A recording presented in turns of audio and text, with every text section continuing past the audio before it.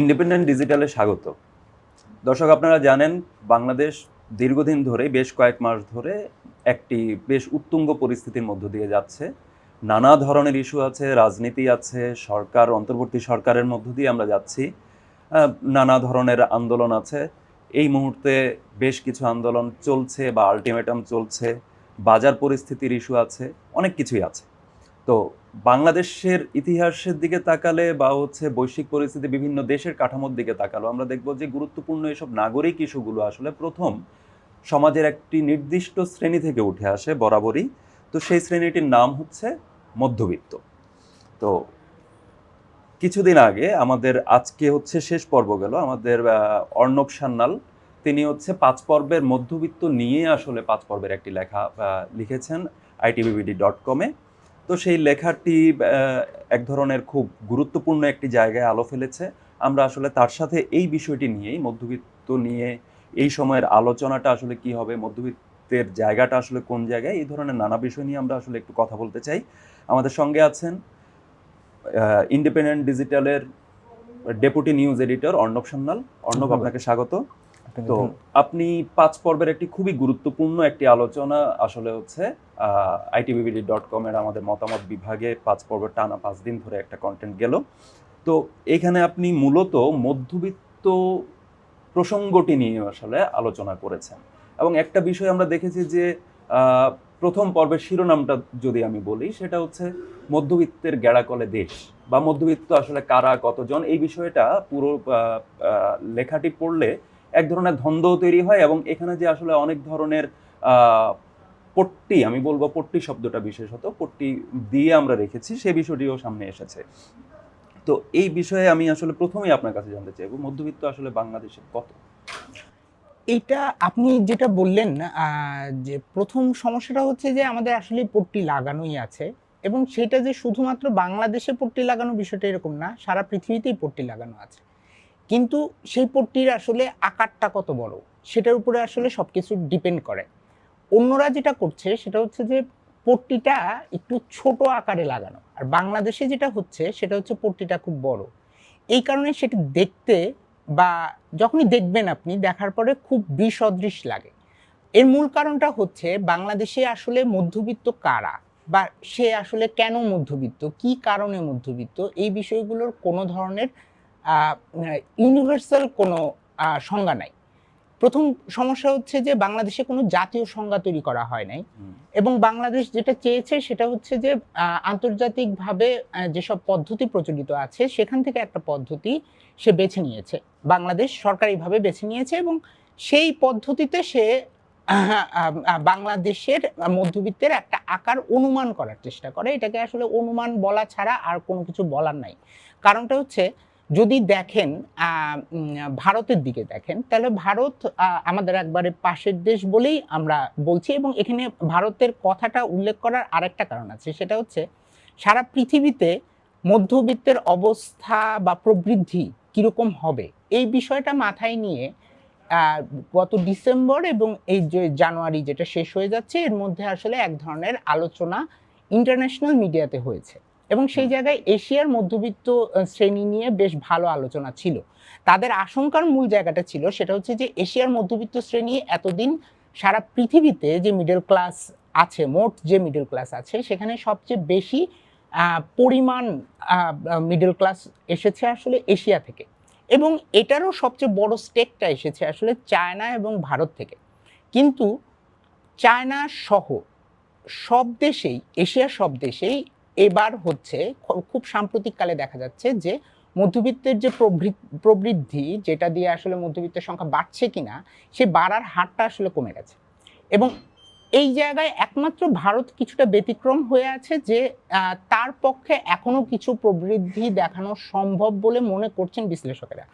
কিন্তু সেটা আদৌ সম্ভব হবে কিনা সেটা আসলে ইন্ডিয়ান গভর্নমেন্টের বিভিন্ন নীতির উপরে আসলে নির্ভর করছে, এবং ভারতের যেটা ন্যাশনাল মিডিয়া যেগুলো আছে সেখানে এটা নিয়ে বেশ লেখালেখি হচ্ছে। এর মূল কারণ হচ্ছে তারাও আসলে শঙ্কিত যে তাদের মিডল ক্লাসের গ্রোথ আসলে কমে যাবে কিনা। এখন প্রশ্ন হচ্ছে যে বাংলাদেশ তাহলে কি করছে? বাংলাদেশের জায়গায় আমরা আসলে একটা অনুমান ধরে নিচ্ছি, এবং সেই অনুমানটা আমরা ধরে নিচ্ছি বেশ আগের হিসাব ধরে কীরকম, যেমন ধরুন আমাদের এখানে আয় ব্যয়ের যে হিসাবটা আমরা বের করি সেটা আসলে মূলত বের করি হচ্ছে আমাদের একটা খানা জরিপ হয়, সেটা বিবিএস করে, আমাদের বাংলাদেশ পরিসংখ্যান ব্যুরো। তারা যে খানা জরিপটা বের করে, সেই খানা জরিপ থেকে আয় ব্যয়ের সীমা ধরে আমরা এক ধরনের মধ্যবিত্তের সংখ্যা অনুমান করে থাকি। সেক্ষেত্রে কিছু কিছু পদ্ধতি ব্যবহার করা হয়, যেমন ধরেন যদি আন্তর্জাতিক পদ্ধতির হিসাব করি, আন্তর্জাতিক পদ্ধতি অনেকগুলো আছে। এখন এক এক অঞ্চল ভেদে, এক এক ভৌগোলিক অঞ্চল ভেদে, এক এক অর্থনীতির আকার ভেদে চেঞ্জ হতে থাকে যে আমি আসলে মধ্যবিত্ত কাকে বলবো। সেক্ষেত্রে শ্রীলঙ্কা হয়তো একটা ক্লাসকে মধ্যবিত্ত হিসেবে বিবেচনা করে, ভারত আরেকটা করে, ইন্দোনেশিয়া আরেকটা করে, চায়না আরেকটা করে।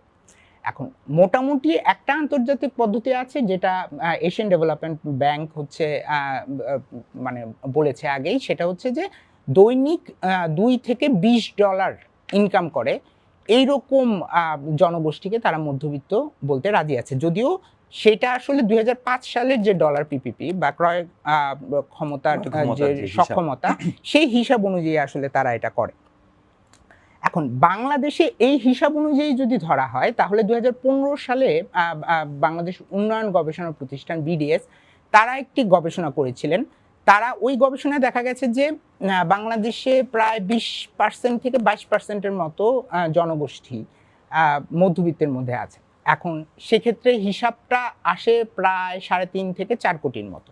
এই আকারটা মোটামুটি এখনো পর্যন্ত সর্বজনগ্রাহ্য, কিন্তু সেটা আসলেই মানে 3.5 থেকে 4 কোটি কিনা সেই বিষয়টা নিয়ে আসলে বিশদ গবেষণা হয় নাই, বা নিখুঁত হিসাবটা তুলে ধরার চেষ্টাটা আসলে সরকার পক্ষে ছিল না।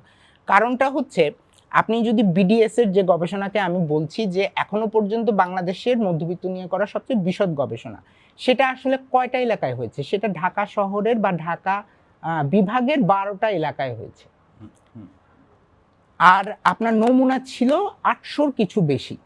তাহলে এত কম নমুনা এবং এত কম এলাকা জুড়ে যদি আপনি একটা গবেষণা করেন এবং জরিপ করেন, সেই জরিপের হয়তো পরিসংখ্যানগতভাবে আপনি সেটার একটা যোগ্যতা থাকে, এবং ন্যূনতম যোগ্যতা অবশ্যই সে ফিল আপ করেছে, এবং করার কারণে সে বলছে যে আমার ওই যে স্যাম্পল সাইজ, সেই স্যাম্পল সাইজের বেসিসে আমি হয়তো পুরো বাংলাদেশকে একটা সাইজে নিয়ে আসতেছি, যে বাংলাদেশে আসলে মিডল ক্লাসের সাইজ 3.5 থেকে 4 কোটি।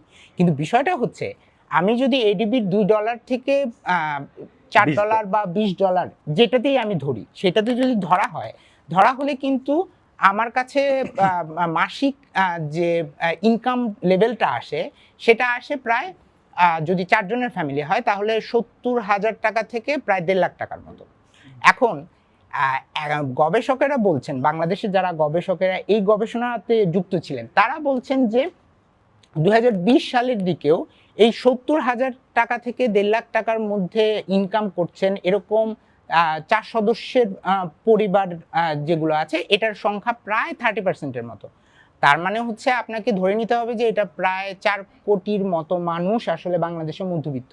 কিন্তু আসলেই কি 2020 সালের বাস্তবতায় 4 কোটি মানুষের ইনকাম বা 4 কোটি মানুষ নিয়ে যেসব পরিবার গঠিত হয়েছে, ধরেন আমি যদি সেটা 1 কোটি পরিবারও বলি, তো সেই 1 কোটি পরিবার কি আসলেই 70,000 টাকা থেকে 1.5 লাখ টাকার মধ্যে ইনকাম করে?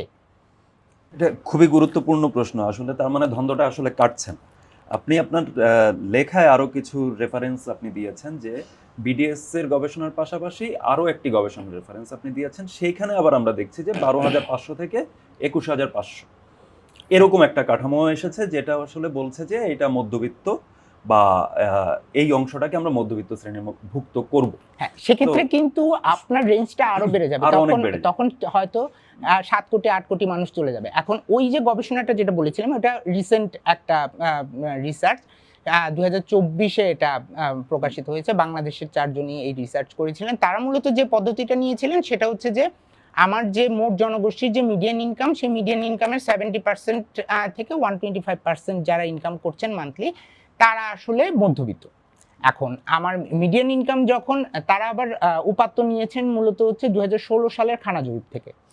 হয়তো তারা আর প্রকাশিত হয়েছে প্রকাশিত 2024 24-এ পিয়ার রিভিউড হওয়ার পরে স্বাভাবিকভাবে এটাতে সময় বেশি লাগে। তো এখন যে সমস্যাটা হচ্ছে সেটা হচ্ছে যে আপনি যখন 12,500 থেকে 21,500 মান্থলি ইনকামের দিকে যাচ্ছেন, সেটা কিন্তু আরো বড় একটা জনগোষ্ঠীকে ইঙ্গিত করে। কিন্তু আসলে কি এত বড় জনগোষ্ঠী বাংলাদেশে মধ্যবিত্ত হওয়ার উপযুক্ত কিনা, সেটা একটা বড় প্রশ্ন। কারণ আপনার মূল্যস্ফীতির বিষয় আছে, আপনার এখনকার যে বাজার পরিস্থিতি সেদিকেও চোখ রাখতে হবে। তো সেই সব দিকে চোখ রাখার পরে আমার তো মনে হচ্ছে যে, মানে এটা আমার ব্যক্তিগত মতামত, সেটা হচ্ছে যে আপনি যদি 70,000 থেকে 1.5 লাখ টাকার যে মান্থলি ইনকামের রেশিও, ওইটাতেও যদি যান, তাহলেও তো আপনি এত বেশি মানুষ কি আমরা আমাদের চারপাশে পাবো? এখন সমস্যাটা হচ্ছে যে আমরা প্রশ্ন করেই থেমে যেতে হচ্ছে, কারণ এটার প্রশ্নটার উত্তর খোঁজা, সেটা পজিটিভ হোক বা নেগেটিভ হোক, সেটা খোঁজার জন্য যে উপাত্ত আমাদের প্রয়োজন, যে জরিপ আমাদের প্রয়োজন, যে ডেটা আমাদের প্রয়োজন, সেই ডেটা আসলে আমাদের কাছে নাই এবং সেটা আসলে সরকারিভাবে করাও হচ্ছে না।